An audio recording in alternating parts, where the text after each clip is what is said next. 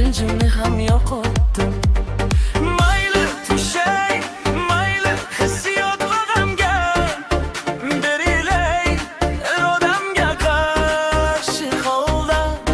Qarshimdagi bu ko'zlar mana taqdir tutashtirdi. Mana taqdir tutashtirdi. Mana taqdir tutashtirdi bizni. Faqat aldamagin, faqat aldamagin, faqat ko'zlaringni yo'lib qochmagin. Qarshimdagi bu ko'zlar yillar o'tsin mayli. Qarshimdagi bu ko'zlar birdan va'dadagi. Qarshimdagi bu ko'zlar endi ayriliq yo'q. Qarshimdagi bu ko'zlar mening sokin do'stim.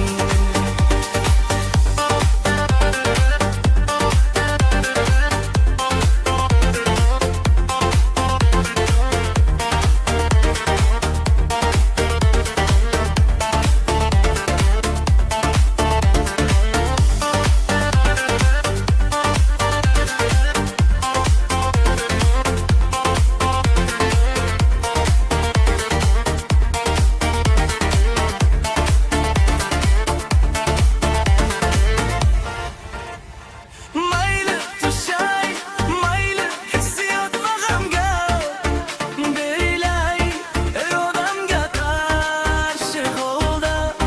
Qarshimdagi bu ko'zlarda mana taqdir tutashtirdi. Mana taqdir tutashtirdi. Mana taqdir tutashtirdi bizni. Faqat aldamagin, faqat aldamagin, faqat ko'zlaringni yo'lib qochmagin.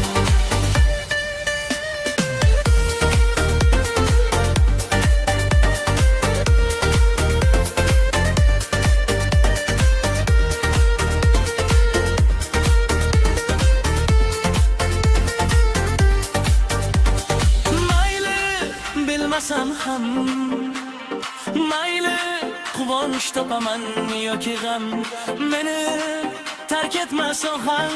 Qarshimdagi bu ko'zlar mana taqdir tutashtirdi.